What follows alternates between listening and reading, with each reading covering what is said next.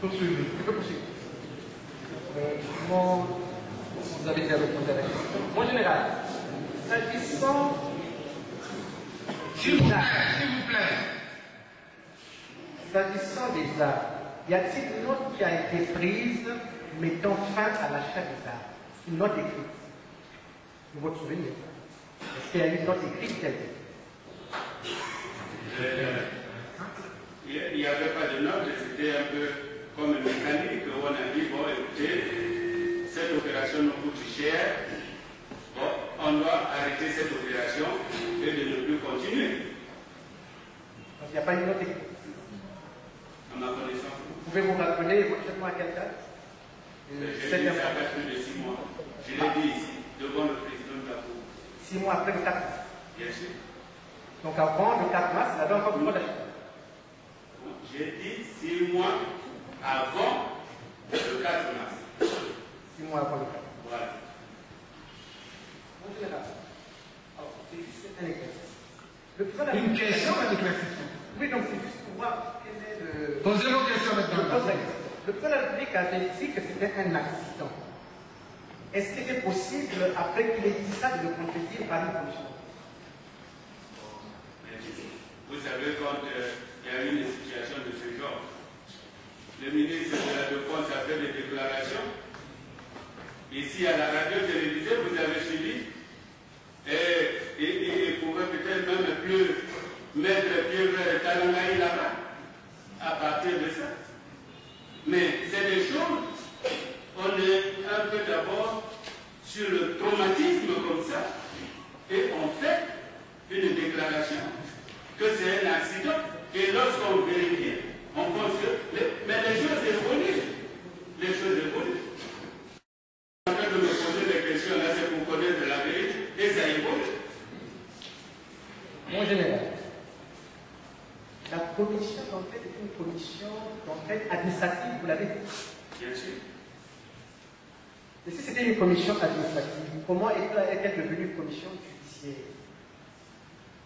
Je n'ai pas dit qu'elle était judiciaire. Je Merci. n'ai pas dit qu'elle était judiciaire, mais le procureur de la République a été saisi. Il a été saisi. Il n'a pas été saisi, mon général, pour votre information. Enfin, Ah bon? dernière question. Ça... Dernière question. La commission d'enquête, c'est au sein du Conseil national de sécurité. Dites-moi, est-ce que, en dehors du colonel Soubou, y a-t-il eu d'autres personnalités, j'allais dire, qui ont été entendues, qui releveraient des services secrets? Bien sûr. Mais bien sûr. Le chef d'état-major général, c'est un membre influent du Conseil national de sécurité. Le ministre de la Défense, c'est un membre influent du Conseil national de sécurité. Ils ont été entendus. On s'est retrouvé devant le doyen des juges et il y a eu un problème de procédure, et je ne sais pas, au milieu, comment les choses ont marché et tout. Bon, ben non, c'est de la compétence 2 par 2. Précisément. Est-il habituel au Conseil national de sécurité qu'on mette en place des commissions d'enquête où on commence à arrêter? Est-ce qu'on a commencé à arrêter les gens? J'ai bien dit là, le Conseil national de sécurité est sous la haute autorité du président de la République. C'est tout. Nous recevons les ordres. On constitue une commission d'enquête. Et c'est dans cette commission d'enquête, il y a les officiers de police judiciaire. C'est comme ici. Vous pouvez avoir un problème. Mais le problème là, vous pouvez toujours le renvoyer vers les services spécialisés pour avoir le complément d'information. Précision. Est-ce qu'il vous était demandé d'arrêter les gens? Mais cette commission n'était pas dirigée par moi pour arrêter les gens. Vous n'étiez pas informé que les gens étaient arrêtés? Mais qu'on les arrêtait ou pas, c'était pas mon problème. C'était national. Il fallait qu'il y ait la manifestation de la volonté et la vérité. C'est tout à fait normal. Il y a eu quand même plus de 300 morts et des sans-abri. Oui, moi je Et alors, vous avez raison. on devrait prendre cette histoire à la légère. Ce que je voudrais seulement poser, ma dernière question, est-ce que si vous étiez informé qu'ils étaient arrêtés, pensez-vous dire à la commission qu'il était au-delà de sa mission? Ils étaient arrêtés pour les besoins d'enquête. Monsieur l'avocat. Merci beaucoup. Maître Concours. Le compte du colonel Ngani. Alors, j'aimerais poser quelques questions, si vous permettez, à monsieur le conseiller spécial. Monsieur le conseiller spécial, je voudrais qu'on revienne à l'écran.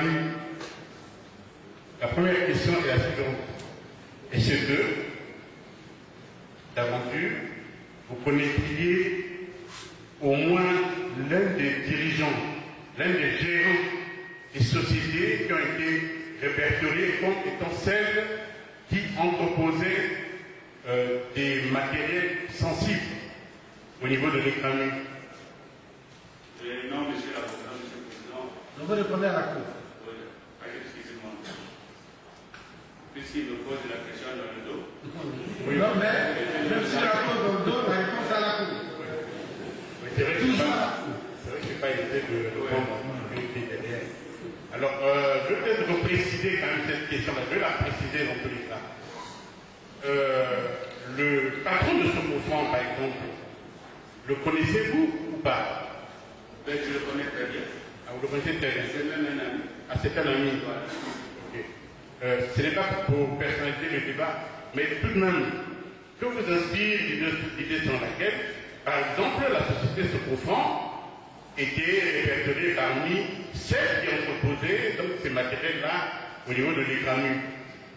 Si, monsieur le président, si on était au courant qu'on déposait les charges là-bas, au niveau du conseil, nous avons le droit d'instruire un membre du conseil d'aller prendre contact avec la structure et de nous faire rapport au cours d'une revue. Question suivante. Est-ce que vous iriez jusqu'à imaginer que les rapports entre les Gramis et ces sociétés-là sont du fait personnel de mon client, le colonel Ngani en l'occurrence, qui était responsable des Gramis?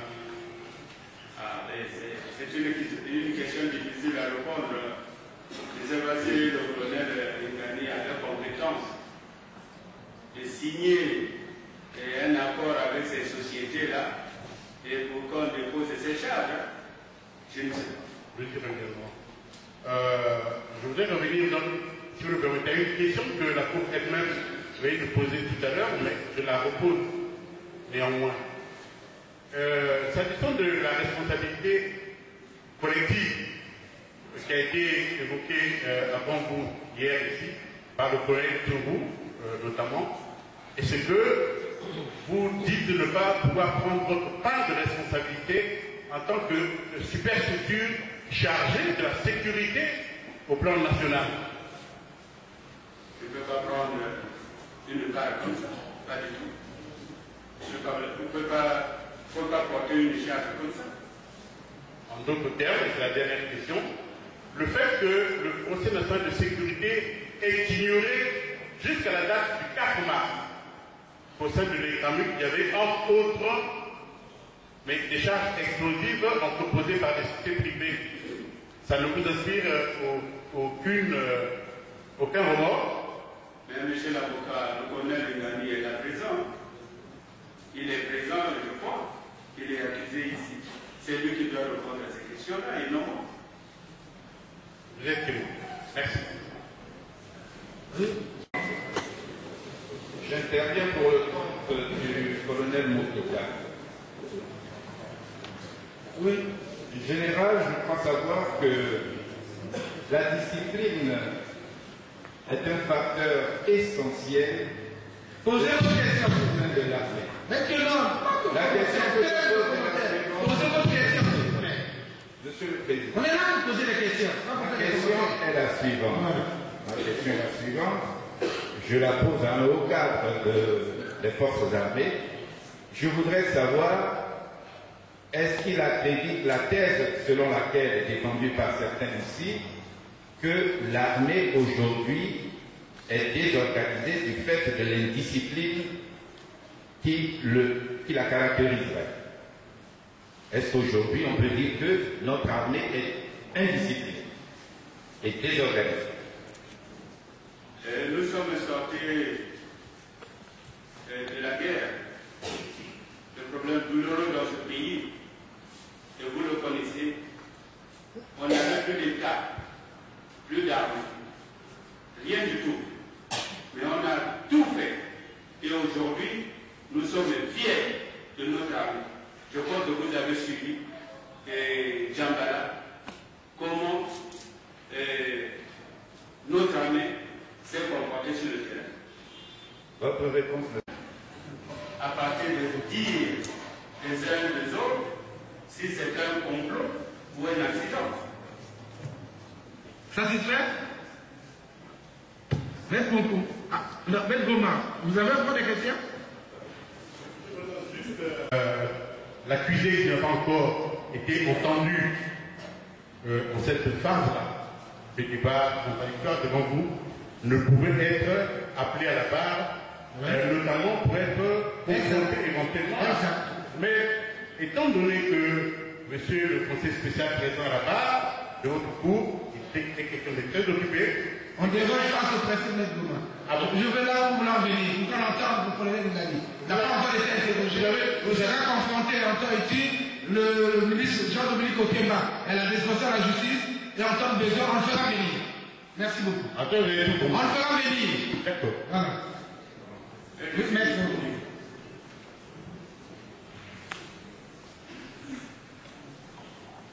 Je suis au procès pour défendre le colonel Nassim Tourou. Je ne sais pas comment vous appelez.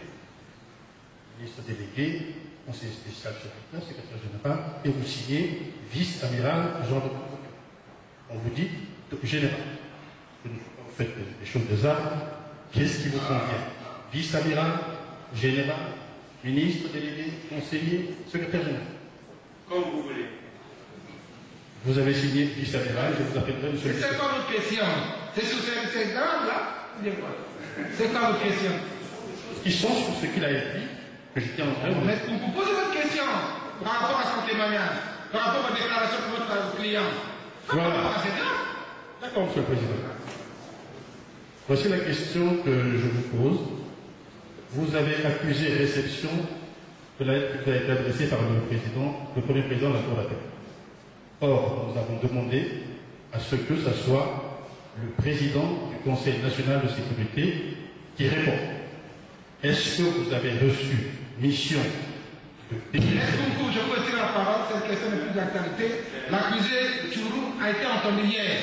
Parole à Maître Maboulé. C'est une question inapte, parce qu'elle n'a plus son sens, d'idée de tout à tout temps. Parce que l'accusé Tourou a été entendu hier. N'est-ce pas? Voilà. Maître Maboulé, vous avez la parole. Merci, Monsieur le Président. Amiral, bonjour. J'ai ici le procès verbal numéro 055 par 012 du 25 mai 2012 devant le juge d'instruction Okimba Jean-Dominique. Votre déposition. Sur une question d'interpellation, SR, vous avez déclaré ce qui suit, et c'est écrit dans le procès verbal. Je reconnais, ceci sur la monnaie, la fausse monnaie. Je reconnais avoir donné des instructions au colonel Marcel Tourou de mener une enquête sur la contrefaçon des billets de banque. C'est en 2007. Il y a un rapport qu'il a envoyé à la discrétion du président de la République. C'est écrit dans ce procès verbal numéro 55 par 012 du 25 mai devant le juge d'instruction, déposition de Okimba Jean-Dominique. Qu'est-ce que vous pensez de ce procès verbal? De cette déposition, amiral? C'est une mauvaise interprétation. Vous savez, le français, quand vous le parlez, celui qui l'écoute interprète de sa manière. Merci, amiral. Deuxième question. Monsieur le Président, je voudrais vous présenter mes excuses les plus plates parce que j'ai oublié la formule d'introduction. Mais vous avez dit, à l'évaluation, vous avez dit, je me rattrape. il n'y a pas de question de rattrapage. Posez votre question, s'il vous plaît. Merci. Deuxième question, amiral. Qu'est-ce que vous pensez de la fiche du 20 mars 2011, enregistrée sur le numéro 308,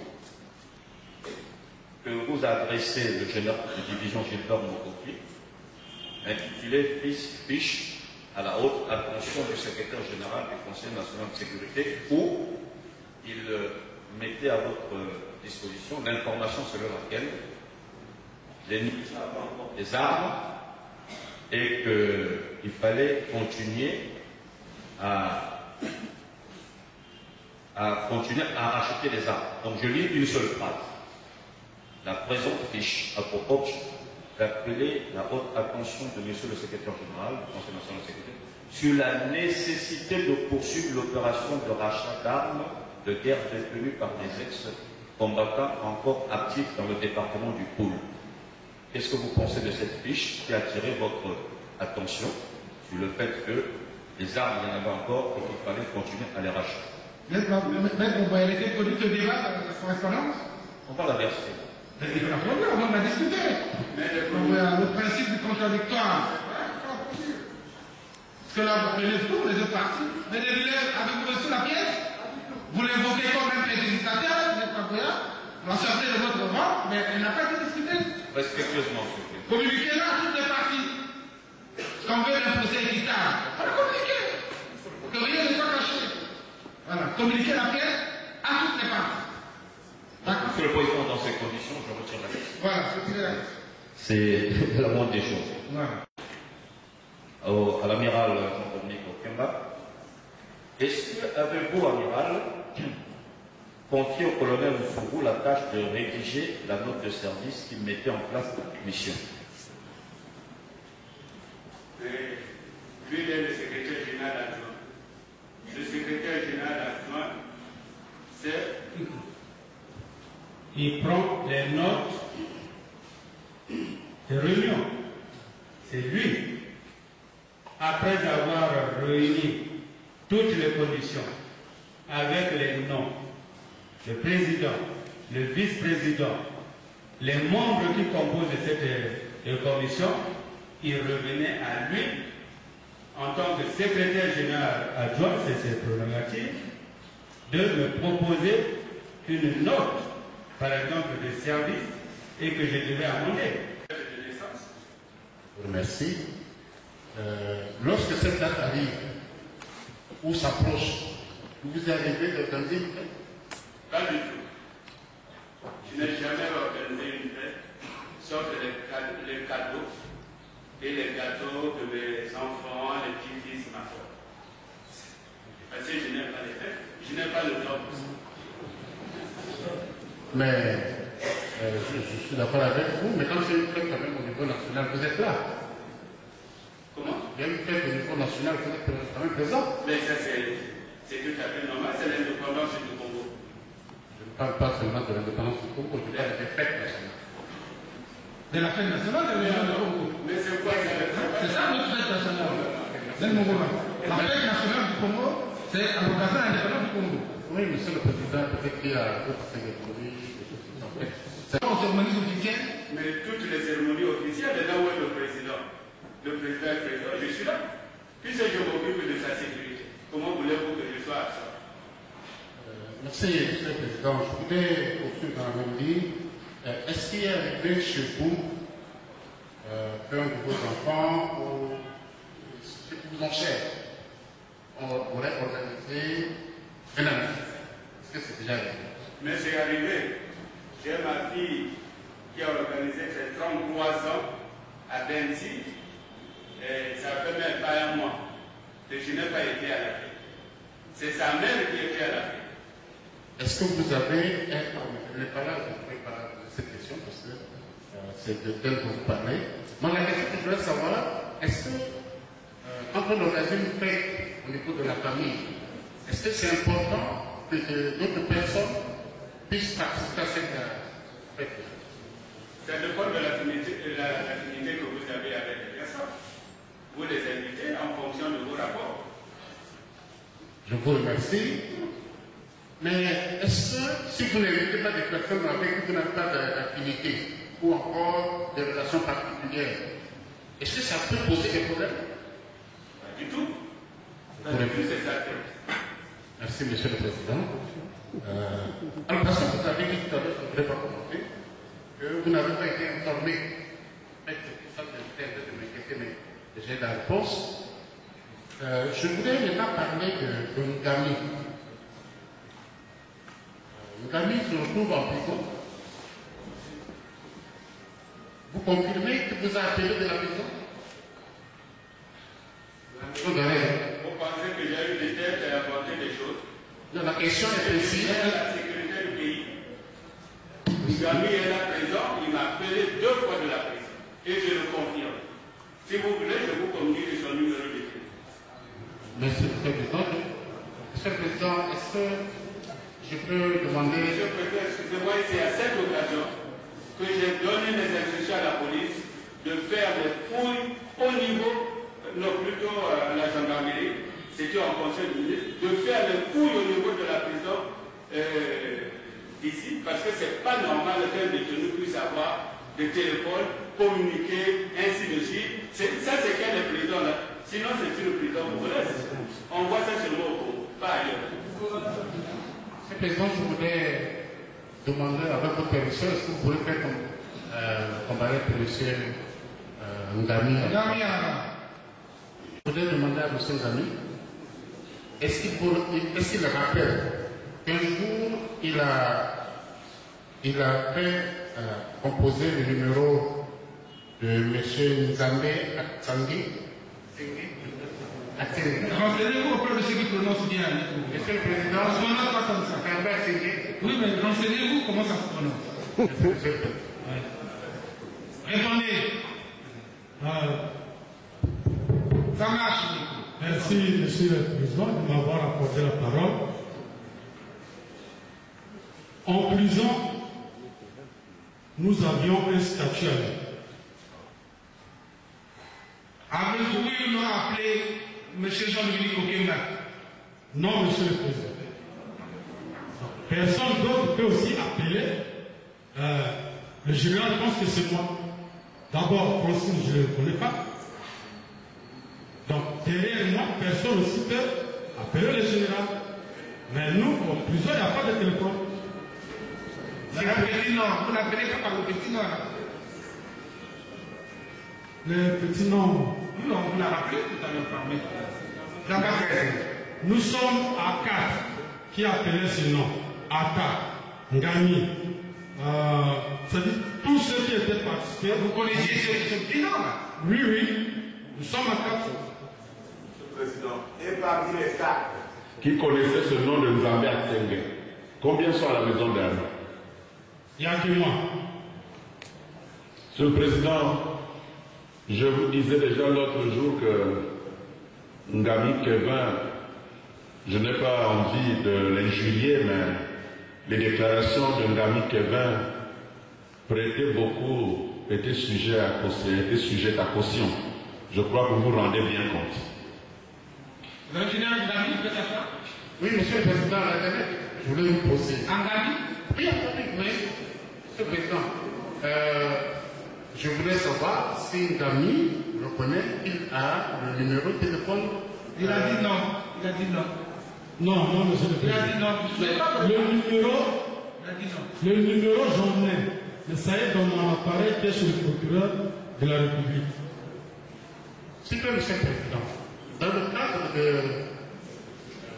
sa mission par rapport à M. Mou, il a déclaré de votre part qu'il était resté en contact avec une hiérarchie.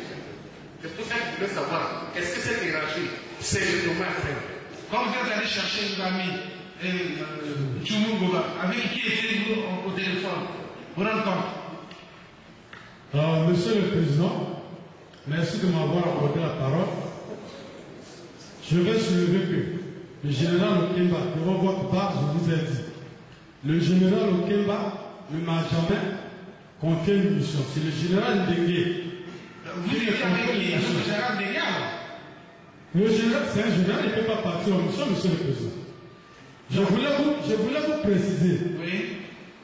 Le général Ndengue m'a appelé quand je partais à Kekala. Il m'a dit il y a une situation. Il y a un certain Fourou Charlie qui travaille à l'économie juste alors qu'on le cherche. Ne prenez pas la question de votre. Non, monsieur le président, Attendez. Non, vous n'arrivez pas. Vous êtes en train de prendre l'argent. Attendez. Mais vous voulez savoir, quand vous êtes allé au domicile de M. Tchoumou, on lui donnerait à part. Vous étiez au téléphone avec quelqu'un. Vous rendiez compte à quelqu'un. C'était qui? Mais tout de suite là, je rends compte quand nous on était en chemin, oui, au général. Maintenant, quand on a pris au général au Kemba, au conseil spécial. Maintenant, quand on a pris sur nous, ce n'est plus moi. C'est monsieur le président. Justement, si la persisté, je vais poser une autre question. Sa réponse se confirme. Maintenant, question au témoin de l'histoire. Il fait s'asseoir? Ngami,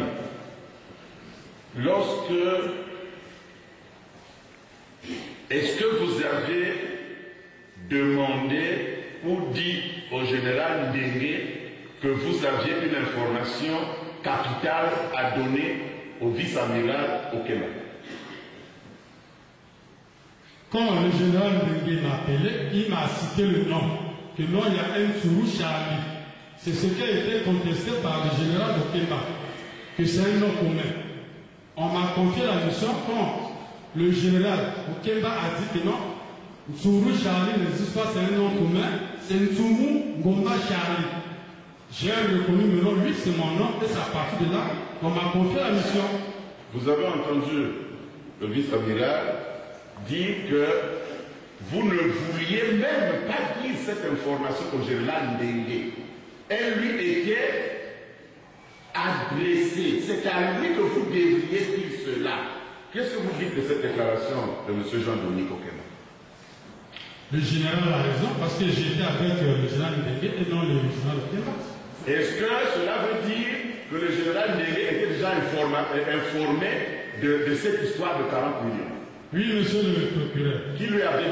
Pas l'histoire de 40 millions, mais l'histoire de Ntoumou. Voilà. Qui l'avait informé? Monsieur le Président, le général Ndengue, c'est un grand cadre et il a la sécurité. Donc, moi j'ai l'habitude d'effectuer des missions avec lui. Quand il a dit que c'est Fourou Charlie, le général Okemba a contesté, a dit que c'est un nom commun. Donc c'est le général Ndengue qui... Non, c'est le général Okemba qui a dit c'est pas Fourou Charlie, c'est Ntoumou Ngomba Charlie, que j'ai reconnu. Et que la commission avait besoin de lui, parce que tous les autres qui passaient devant la barre, ils citaient le nom de Ntoumou comme à la commission. Donc c'était dans mes obligations d'aller chercher Ntoumou. Je voudrais dire, ou redire, parce que je l'avais déjà dit à la cour, que Ngami Kevin se retrouve aujourd'hui comme quelqu'un qui a causé beaucoup de tort à ses parents pour des raisons inavouées et qui veut petit à petit... Monsieur le Président, ça c'est les injures. Et qui veut sortir la tête de l'eau. Allez vous asseoir. Ça vous tirera toutes les conséquences. Dernière parole. Oui, monsieur le Président. Dernière parole. Vous avez la parole en dernier. Oui, monsieur le Président. Monsieur le Président, je voulais, avant de vous demander quelque chose, combien de temps... Vous êtes au Président. Oui, monsieur le Président. Combien de temps, et c'est ça, monsieur le Président, combien de temps, selon la réglementation militaire, une personne gradée dedans va rester dans son grade? Dans combien de temps?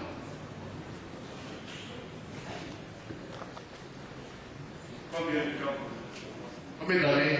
Combien d'années? Il y a, on dit, je n'ai pas de texte ici. Le capitaine a commandant peut-être 3 ans, ainsi de suite. Mais quand vous arrivez au grade de colonel, pour passer général, c'est du ressort lui-même du président de la République parce que c'est comme politique. C'est lui, c'est son pouvoir discrétionnaire et ce n'est pas les commandants d'armée qui proposent, comme ils ont l'habitude de le faire. Grade de lieutenant, grade de commandant, ça c'est proposé par eux. Il y a une commission au niveau de l'état-major. L'état-major se réunit, envoie chez le ministre de la Défense. Le ministre de la Défense envoie chez le président de la République qui signe les décrets de nomination de ces officiers supérieurs. Mais comme tu sais, au niveau de général, c'est le président qui appelle, par exemple, le ministre de la Défense ou le ministre de la Sécurité et dit bon, je veux nommer un tel au grade de général. Et il le nomme. Satisfait? Oui, Monsieur le Président. J'ai une question à poser, mais je voudrais inviter, avec votre permission, à M. Racine Tourou d'aller à la place. Accusé Tourou, voilà.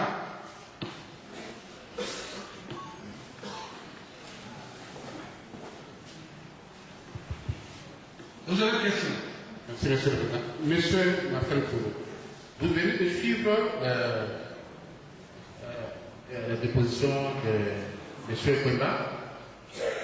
Que dites-vous de ces dépositions et particulièrement sur les faux billets et les détentions d'armes que vous avez eues chez vous? Merci, Monsieur le Président, Monsieur le Procureur Général, Monsieur le Président des jurés. Je voudrais clarifier toutes les situations qui ont été évoquées ici par le vice-adjoint. D'abord, commençons par les faux billets. Je voudrais vous dire, comme il l'a dit, il m'a appelé un après-midi au domicile du président, que je venais vers la période, et il m'a remis par un sac de le premier conteneur de billets, mais le deuxième conteneur, quelques résidus de quelques tubes, j'avais avec moi mon chauffeur et mon gars. Pour en témoigner. J'ai pris cet argent. Il m'a dit, tu peux regarder avec exemple. J'ai pris cet argent. J'aurais pu mener l'enquête moi-même. Mais comme je prenais ce qu'il m'a dit pour une instruction, j'ai appelé Nzambi et je lui ai dit dans quelles circonstances il devait mener cette enquête. Ce qu'il faut retenir d'abord, c'est que ces billets proviennent du domicile du président et ont été remis par le contre-amiral. Donc, de toutes les façons, la contrefaçon de ma part n'existe pas. J'ai Nzambi à mener cette enquête. J'ai ici le compte rendu. Et j'ai fait le compte rendu. C'est ma secrétaire qui a déposé chez l'amiral le compte rendu en deux exemplaires pour lui, vice-amiral, et pour le président. Je vous dis que le président m'a reçu. Je ne me souviens pas si ce n'est pas le secrétaire général qui m'avait dit. Le président m'a reçu. Nous avons parlé de cette enquête. Et après, contrairement à ce que dit le vice-amiral, il m'a donné la mission d'aller des canards et de regarder là-bas, comme ce seraient les élections, tout ce qui circulait comme folie. Essayer de réaliser des échanges. Ce que j'ai fait, et j'ai le rapport avec moi. Le rapport a été transmis au contre-amiral. S'il se souvient bien, j'étais à Ngo pour rencontrer M. Nyokono. Je suis parti au village. Je lui ai envoyé le rapport sur mon entretien avec M. Nyokono à la demande du président. Je lui ai envoyé la situation de sécurité sur l'axe Ngo-Chambala de Cana. Et je lui ai envoyé ce rapport qui ne portait pas sur beaucoup de pays. Ils situaient là où ils étaient pris et j'ai dépêché. Je crois que j'ai dépêché pour Kwame, je ne me trompe pas, pour aller lui remettre ça. Donc, il faut que ça soit clair, et ça s'est passé comme ça. Je répète que les faux billets proviennent du domicile du président remis par le contre-amiral. Je n'ai en aucune façon contrefait les faux. Vous êtes satisfait? Le contre-amiral, j'interviens sur le contre-amiral et le vice-amiral.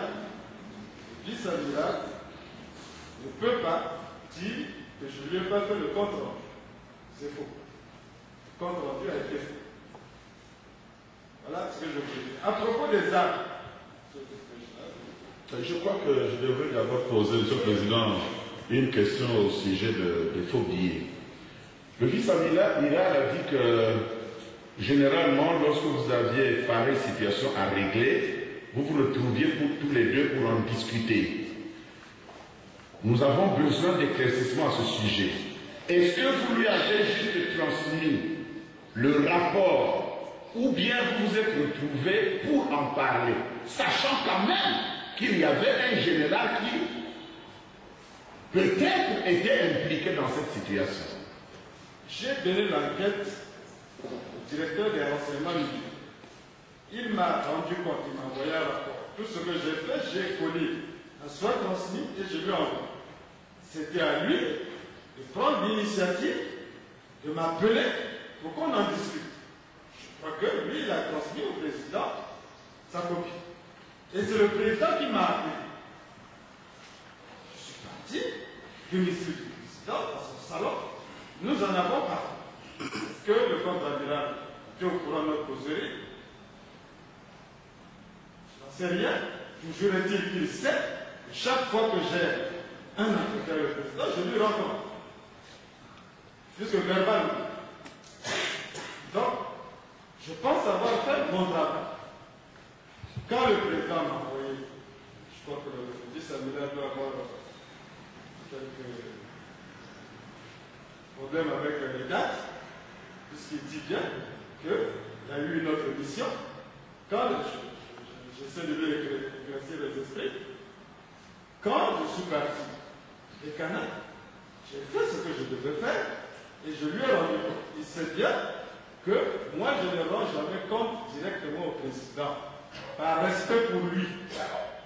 Je passe toujours par lui, et même quand le président donne des ordres directement, je me sens obligé, par respect, de l'informer et de lui demander conduite à tenir. Il en a été ainsi à certains moments. Parce que contre-amiral avait eu, avec mon prédécesseur, un problème de ce genre, et j'avais retenu la leçon que je ne devais passer que par lui pour ce genre. En ce qui concerne les armes, le vice-amiral est là. Est-ce qu'il m'a informé de l'arrêt de cette mission? Je crois que je n'ai pas participé à la réunion où il demandait d'arrêter ça. Pour la simple raison que j'ai un rapport au 23 mars du commandant de la gendarmerie qui dit qu'il est resté avec des armes et qui propose des armes achetées. Et tout est resté à 45 minutes. Est-ce qu'il lui a donné cet argent sans passer par moi? Est-ce qu'il a réglé ce problème sans passer par moi? Toujours est-il que moi, aujourd'hui, je ne suis pas informé de la date de l'arrêt de cette opération.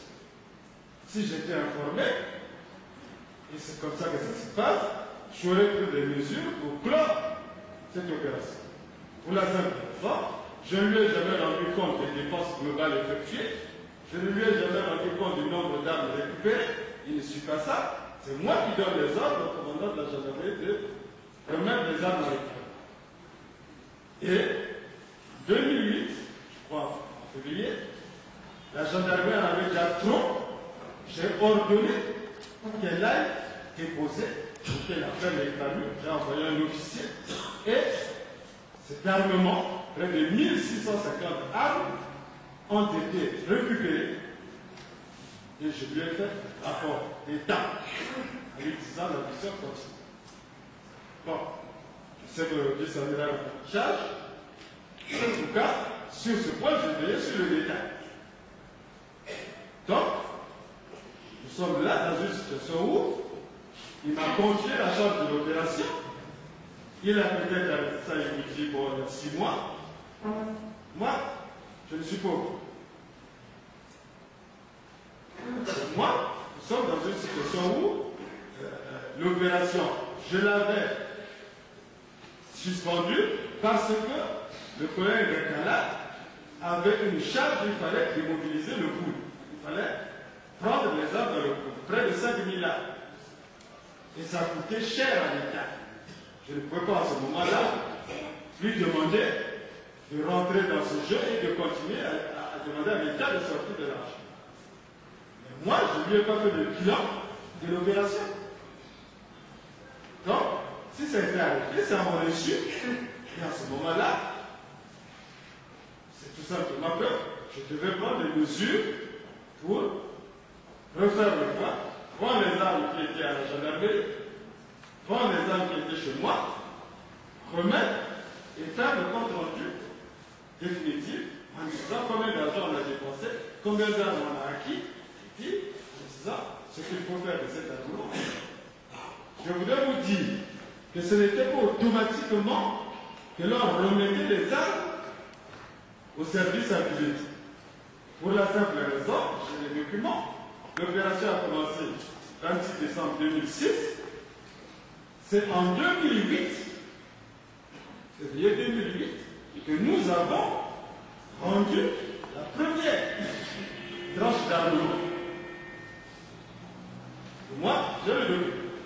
2008. Nous avons rendu la première tranche d'armement, ça faisait 1650 ans.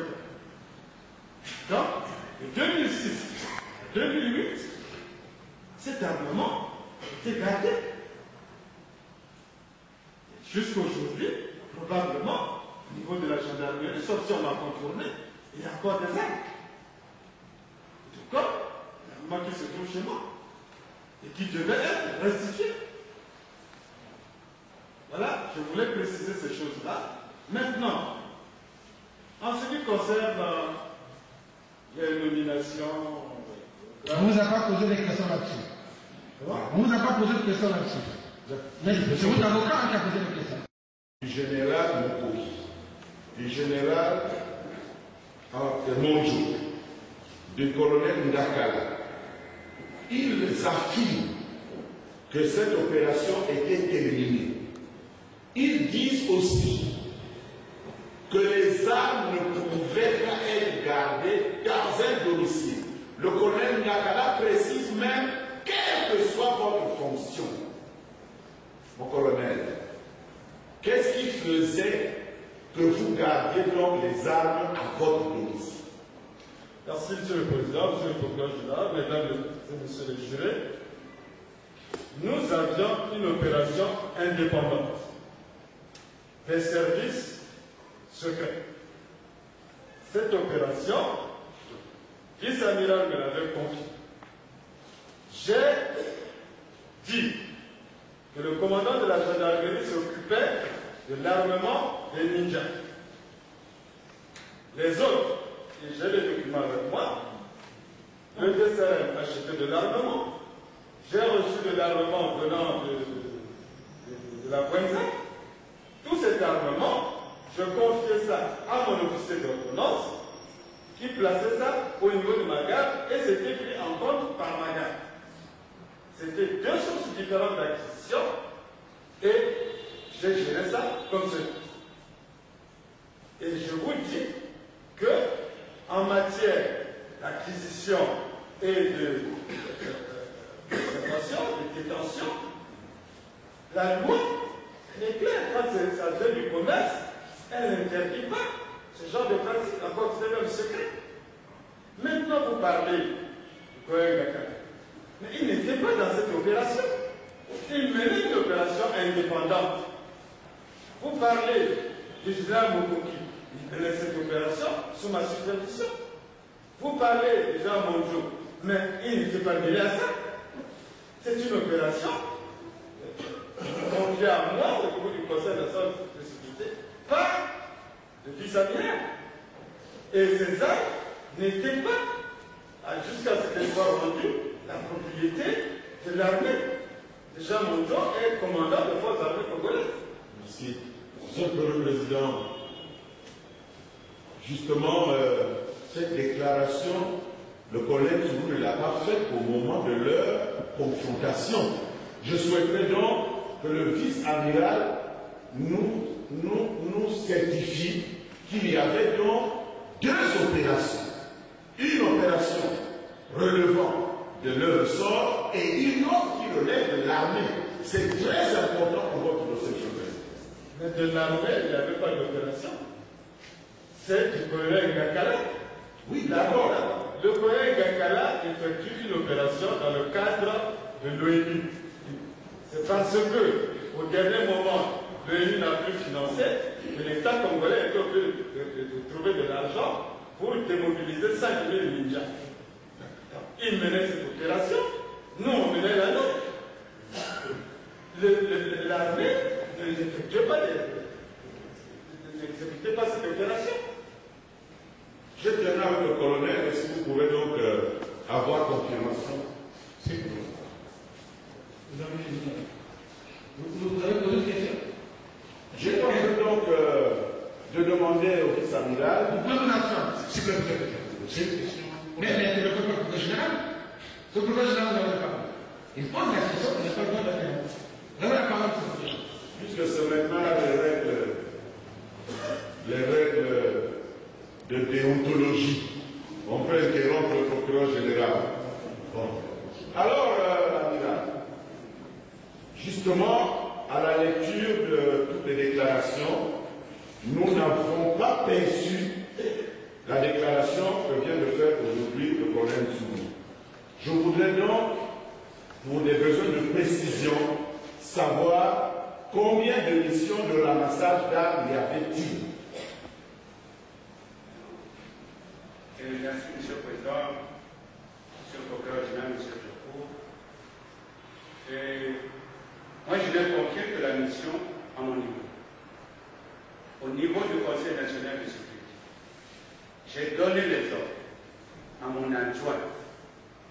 Vous le savez, je suis très chargé. Je suis dans l'émission et je lui ai fait confiance. Il venait vous le dire, venait de le dire. C'est pour ça que j'avais dit que c'était un enfant de la maison. Et j'avais créé ce lien-là avec le président pour qu'il rende compte au président, même quand je suis absent. Parce que rien ne devait nous échapper. Je ne suis pas comme les autres chefs. Nous sommes une équipe, nous ne sommes pas une foule. Une équipe a des objections, des objectifs, pardon. Mais une foule, c'est le chahut. Et j'ai créé ces conditions. Moi, je sais que j'ai donné des ordres, rien que pour une opération, mais ailleurs, je ne connaissais pas. Donc, vous n'avez que la maîtrise des instructions, vous avez donné à votre adjoint. Le reste, le colonel Gakala relevait du DDR et le général Mokoki relevait de la gendarmerie nationale. Général, est-ce que votre adjoint vous avait dit au moins une fois que les armes, certaines armes qu'ils étaient en train d'acheter étaient gardées à son domicile? Non, Monsieur le Président, c'est seulement une fois le colonel, le général Ombéli m'avait rendu compte qu'il avait des armes à son domicile et ça coûtait une somme peut-être de 15 millions. Je lui ai retiré les 15 millions et les armes ont été versées à la pension centrale. Est-ce qu'il était normal que donc le colonel Zoulou garde les armes à la maison? Pas du tout, parce que c'est des choses qui nous poursuivent. Comment ça? des armes à la maison. Si au moins il les avait gardés au bureau, ça devait se comprendre. Oui, merci Monsieur le Président. Monsieur le Président, après ce questionnement, je voudrais vous dire que je n'avais aucune intention de faire. L'incident est clos, vous m'avez posé vos questions. Oui, Monsieur le Président. La question que je voudrais demander au général, le ramassage des armes dont vous avez compris la mission au colonel Djourou, comment ça se passait? Est-ce que quand il prend une arme, immédiatement, il dépose quelque part, vous vous rendez compte immédiatement, ou bien vous avez donné le temps au colonel pour lui permettre de faire un rapport final? J'ai bien dit, Monsieur le Président, que les armes, et quand il avait une somme donnée, il achetait les armes en fonction de cette somme-là. Et les armes étaient versées directement, je crois, vers la ville de Troyes, c'est-à-dire à la poste centrale là-bas, de l'armée. Il le sait. Et il le faisait même quand j'étais pas là. Merci, Monsieur le Président. Monsieur le Président, je voudrais demander toujours à témoin, est-ce que vous êtes-il arrivé d'infliger une sanction administrative au colonel Massé? Depuis le temps que vous avez une sanction? Pas du tout. Je vous remercie. La dernière question au général. Monsieur le Président, je voulais savoir, est-ce que vous suspectez Monsieur Marcel Djourou de commanditer un coup de force? Est-ce que vous êtes là avec ça? Pas du tout. Pas du tout. J'ai tout le monde à l'œil. Et c'est mon rôle. Monsieur le Président, j'ai une question pour le colonel Marcel Djourou. Oui, là-bas, accusé de tout. Et on va terminer avec vous.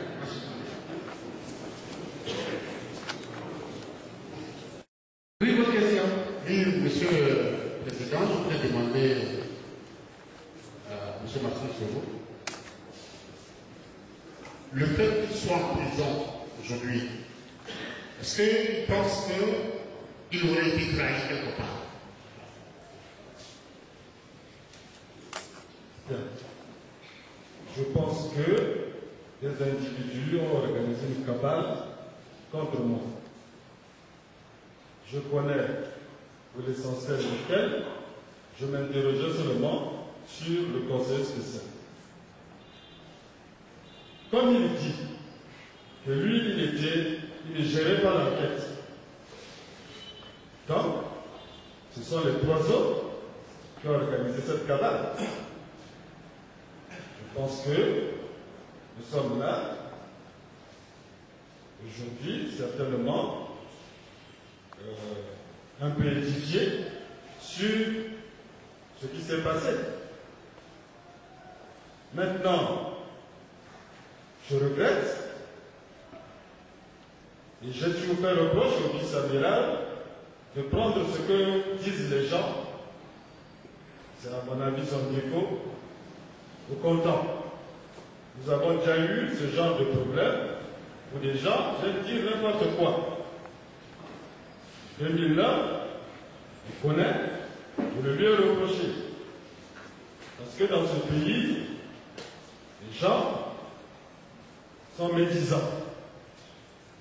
J'ai entendu tout à l'heure qu'il a renvoyé ma secrétaire parce qu'elle venait me donner des documents.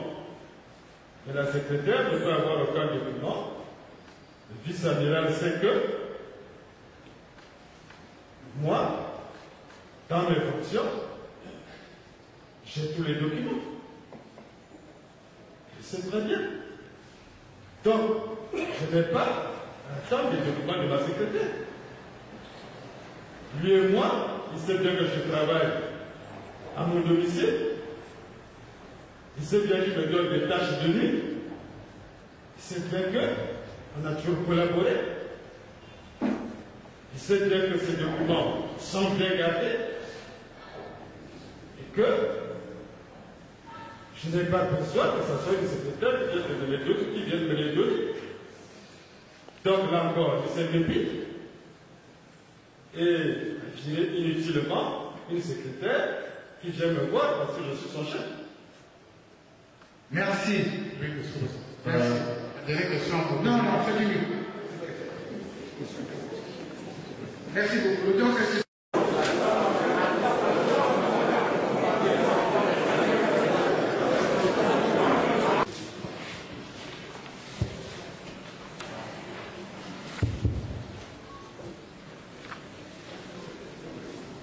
alors,